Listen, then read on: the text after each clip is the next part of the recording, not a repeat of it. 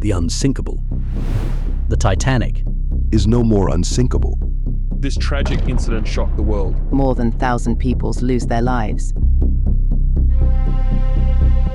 RMS Titanic, एक ऐसा नाम जो शानो शौकत और त्रासदी दोनों का प्रतीक है। टाइटैनिक सिर्फ एक जहाज नहीं था, ये तो एक तैरता हुआ महल था, आधुनिक इंजीनियरिंग और विलासिता का एक अद्भुत नमूना। इसने भव्यता और आराम का एक अनोखा अनुभव देने का वादा किया था, जिसने अपने समय के सबसे अमीर लोगों को आकर्षित किया। करोड़पतियों का खास जहाज, जैसा कि इसे जाना जाता था, अपनी पहली यात्रा पर भव्यता और नवाचार के सपनों के साथ निकला। ये मानवीय प्रतिभा और महत्वाकांक्षा का प्रतीक था, जो 10 अप्रैल 1912 को साउथैम्प्टन से 200 से ज्यादा यात्रियों और चालक दल के साथ रवाना हुआ। हालांकि जो हुआ वो अकल्पनीय पैमाने की एक आपदा थी, जिसने टाइटैनिक को हमेशा के लिए इतिहास के पन्नों में दर्ज कर दिया। 14 अप्रैल 1912 की रात को जहाज एक हिमखंड से टकरा गया, जिसके कारण 15 अप्रैल की सुबह यह दुखद रूप से डूब गया। उत्तरी अटलांटिक के बर्फीले पानी में 1,500 से ज्यादा लोगों की जान चली गई। हालांकि डूबने के मूल तथ्य जग जाहिर हैं, लेकिन गहराई से देखने पर अनकही कहानियां, अनसुलझे सवाल और एक ऐसी विरासत सामने आती है जो हमें आज भी मोहित और भयभीत करती है। टाइटैनिक की कहानी केवल जहाज के बारे में नहीं है, बल्कि उन लोगों के बारे में भी है जो उस पर सवार थे, उनके सपने, उनके डर और उनकी आखिरी नियति। यह निबंध टाइटैनिक की कहानी के कम झांक पहलुओं पर प्रकाश डालता है। हम जहाज के निर्माण का पता लगाएंगे, जो बेलफास्ट में हारलैंड एंड वुल्फ शिपयार्ड में किया गया इंजीनियरिंग का एक कारनामा था। जहाज को सुरक्षा और विलासिता का प्रतीक माना जाता था, फिर भी इसकी शुरुआत से ही इसके साथ बुरा होना तय था। हम उन नजरअंदाज की गई चेतावनियों, हिमखंडों के बारे में दी गई कई चेतावनियों जिन पर ध्यान नहीं दिया गया, और उन फैसलों की जांच करेंगे जिनके कारण ये तबाही हुई। जहाज का डिजाइन हालांकि उन्नत था, लेकिन उसमें कुछ ऐसी खामियां थीं जिनके कारण वो डूबा, और उन विवादों का पर्दाफाश करेंगे जो आज भी उस भयानक रात को लेकर बने हुए हैं। जहाज की गति, उसके चालक दल के कार्यों और उसके लाइफ बोट की पर्याप्तता के बारे में सवाल इतिहासकारों और उत्साही लोगों के बीच बहस छेड़ते रहते हैं।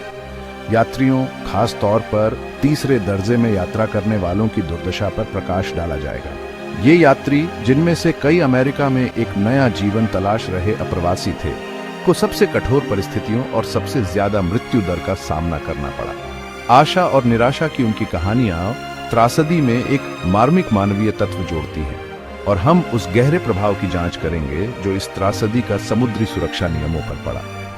टाइटैनिक के डूबने से अंतर्राष्ट्रीय समुद्री कानूनों में महत्वपूर्ण बदलाव हुए, जिसमें सभी यात्रियों के लिए पर्याप्त लाइफ बोट की आवश्यकता और हिमखंड के खतरों की निगरानी के लिए अंतर्राष्ट्रीय आइस पेट्रोल की स्थापना शामिल है। अंत में हम उन स्थायी रहस्यों और षड्यंत्र के सिद्धांतों पर ध्यान केंद्रित करेंगे जो जनता की कल्पना को मोहित करते रहते हैं। जहाज के निर्माण से लेकर उसके आखिरी पलों तक कई सिद्धांत सामने आए हैं, जिनमें जहाज पर एक शापित मम्मी, बीमा धोखाधड़ी और यहाँ तक कि उसकी सहयोगी जहाज ओलंपिक के साथ अदला बदली की अटकलें शामिल हैं। हमारे साथ जुड़ें, क्योंकि हम इतिहास की गहराई में जाते हैं और टाइटैनिक की अनकही कहानी को उजागर करते हैं। इस यात्रा के माध्यम से हमारा उद्देश्य उन लोगों की स्मृति का सम्मान करना है जो मारे गए, और उन सबकों को समझना है जो इस स्मारकीय त्रासदी ने दुनिया को दिए हैं। टाइटैनिक इंजीनियरिंग का एक अद्भुत नमूना था, जो मानवीय महत्वाकांक्षा और औद्योगिक शक्ति का प्रमाण था। 20वीं सदी की शुरुआत में बना यह जहाज निर्माण तकनीक और विलासिता के शिखर का प्रतिनिधित्व करता था। इस विशाल पोत का निर्माण 1909 में बेलफास्ट, आयरलैंड में हारलैंड एंड वुल्फ शिपयार्ड में शुरू हुआ था, और इसे पूरा होने में 2 साल से ज्यादा का समय लगा था। हजारों मजदूरों ने दिन रात एक करके उस चीज को बनाने में जुटे रहे, जो दुनिया का अब तक का सबसे बड़ा और सबसे शानदार जहाज बनने वाला था।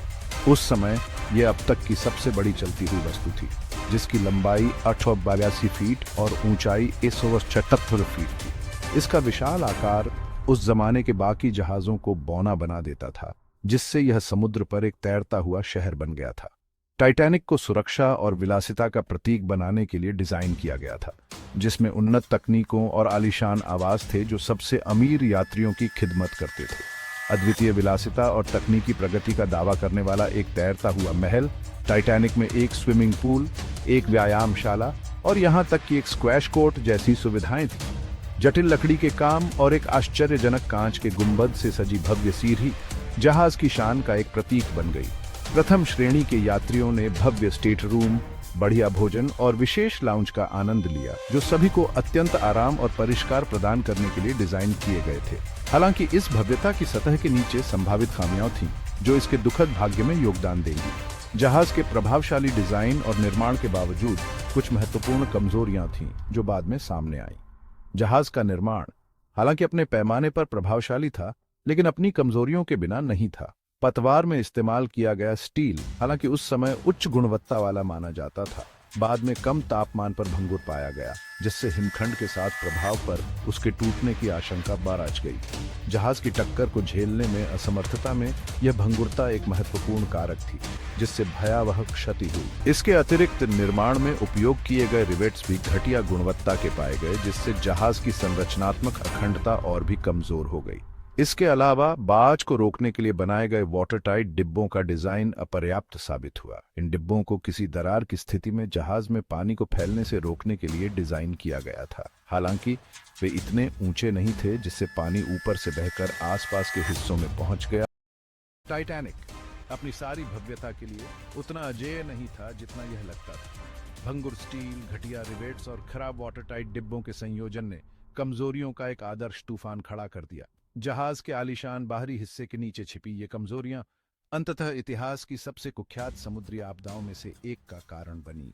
टाइटैनिक का दुखद भाग्य पूरी तरह से इंजीनियरिंग के महत्व और अनदेखी खामियों के अप्रत्याशित परिणामों की याद दिलाता है। जैसे ही टाइटैनिक अपने मंजिल की ओर बिया चेच रहा था, कई भयावह चेतावनियां रेडियो पर गूंजने लगीं। आसपास के कई जहाजों को बड़े बड़े हिमखंडों का सामना करना पड़ा था और उन्होंने इन संदेशों को टाइटैनिक के वायरलेस ऑपरेटरों को भेज दिया था। हालांकि कई कारणों से ये चेतावनियां या तो ब्रिज तक पहुंचने में विफल रहीं या उन्हें वह महत्व नहीं दिया गया जिसके वे हकदार थे। कुछ लोगों का तर्क है कि संदेशों की भारी संख्या, जिनमें से कई व्यावसायिक प्रकृति के थे, के कारण महत्वपूर्ण हिमखंड चेतावनियों को अनदेखा कर दिया गया या उन्हें खारिज कर दिया गया। अन्य लोग उस समय बर्फ के खतरों के प्रति शिथिल रवैये की ओर इशारा करते हैं, जहां कप्तान अक्सर सावधानी बरतने के बजाय गति और समय सारिणी का पालन करने को प्राथमिकता देते थे। कारण जो भी हो, इन चेतावनियों पर ध्यान देने में विफलता घातक साबित हुई, जिससे उस त्रासदी का मंच तैयार हुआ जो सामने आने वाली थी। एसएस कैलिफोर्नियाई, एक ब्रिटिश स्टीमशिप, हमेशा के लिए टाइटैनिक आपदा से जुड़ गया है। डूबते हुए जहाज से अपेक्षाकृत कम दूरी पर नौकायन करते हुए कैलिफोर्नियाई के चालक दल ने कथित तौर पर टाइटैनिक से दागे गए संकट रॉकेट देखे, लेकिन तुरंत जवाब देने में विफल रहे। इस निष्क्रियता ने दशकों तक बहस और विवादों को हवा दी है। कैलिफोर्नियाई चालक दल के रक्षकों का कहना है कि रॉकेट को संकट के संकेत के रूप में नहीं देखा गया था, उनका अलग रंग और फायरिंग पैटर्न का हवाला देते हुए।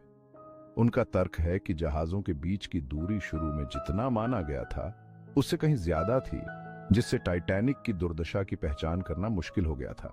हालांकि आलोचकों का तर्क है कि कैलिफोर्नियाई के चालक दल को आपदा की संभावना को पहचानना चाहिए था और तुरंत कार्रवाई करनी चाहिए थी। टाइटैनिक त्रासदी में कैलिफोर्नियाई की भूमिका गहन जांच और अटकलों का विषय बनी हुई है। टाइटैनिक आपदा के सबसे ज्यादा दिल दहला देने वाले पहलुओं में से एक था लाइफ बोट की अपर्याप्त संख्या। जहाज, जिसे विलासिता और सुरक्षा का प्रतीक बताया गया था, इतने बड़े पैमाने पर आपात स्थिति के लिए पूरी तरह से तैयार नहीं था।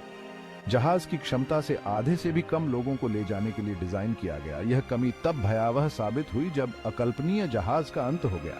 टाइटैनिक में 20 लाइफ बोट थीं, जो केवल 1,178 लोगों के लिए पर्याप्त थीं, जबकि जहाज पर 200 से ज्यादा यात्री और चालक दल सवार थे। खाली सीटों के साथ उतारी गई लाइफ बोट त्रासदी का एक भयानक प्रतीक बन गई। घबराहट, भ्रम और उचित निकासी प्रक्रियाओं की कमी के कारण कई लाइफ बोट आधी भरी हुई ही उतारी गई। इस कमी के पीछे के कारण जटिल हैं, जो पुराने नियमों, लागत में कटौती के उपायों और टाइटैनिक की अजेयता में एक गलत धारणा के संयोजन में निहित है। उस समय समुद्री कानूनों में जहाजों के लिए सभी यात्रियों के लिए पर्याप्त लाइफ बोट ले जाने की आवश्यकता नहीं थी।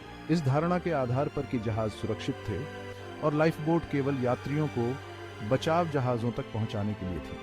और टाइटैनिक की अजेयता में एक गलत धारणा। जहाज बनाने वालों और मालिकों का मानना था कि टाइटैनिक का उन्नत डिजाइन और वाटर टाइट डिब्बे इसे वस्तुतः अकल्पनीय बनाते हैं, जिससे सुरक्षा उपायों में शिथिलता आ गई। कारण जो भी हो, परिणाम विनाशकारी थे। जैसे ही जहाज हिमखंड से टकराया और डूबने लगा, लाइफ बोट की कमी साफ दिखाई देने लगी। चालक दल और यात्रियों को जीवित रहने के सीमित विकल्पों के साथ एक भयानक स्थिति का सामना करना पड़ा। जैसे ही जहाज लहरों के नीचे डूबा, सैकड़ों लोग फंसे रह गए। उनका भाग्य के क्रूर मोड़ और दूरदर्शिता की कमी ने तय कर दिया। उत्तरी अटलांटिक के बर्फीले पानी ने 500 से ज्यादा लोगों की जान ले ली, जिससे यह इतिहास की सबसे घातक समुद्री आपदाओं में से एक बन गई। उनका भाग्य के क्रूर मोड़ और दूरदर्शिता की कमी से तय हुआ। बचे लोगों ने अपने प्रियजनों को ठंडे पानी में मरते हुए देखने की दर्दनाक दास्तान सुनाई। लाइफ बोट की अपर्याप्त संख्या के कारण मदद करने में असमर्थ। लाइफ बोट की कमी आत्मसंतुष्टि की मानवीय कीमत की एक कठोर याद दिलाती है। इसने कठोर सुरक्षा नियमों और समुद्र में आपात स्थिति के लिए बेहतर तैयारी की आवश्यकता पर प्रकाश डाला और समुद्र में सुरक्षा को प्राथमिकता देने का महत्व। आपदा के बाद समुद्री कानूनों में महत्वपूर्ण बदलाव किए गए, जिसमें सभी यात्रियों के लिए पर्याप्त लाइफ बोट और नियमित लाइफ बोट अभ्यास की आवश्यकता शामिल है। टाइटैनिक की विरासत आज भी समुद्री सुरक्षा मानकों को प्रभावित करती है, ये सुनिश्चित करते हुए कि ऐसी त्रासदी फिर कभी न दोहराई जाए।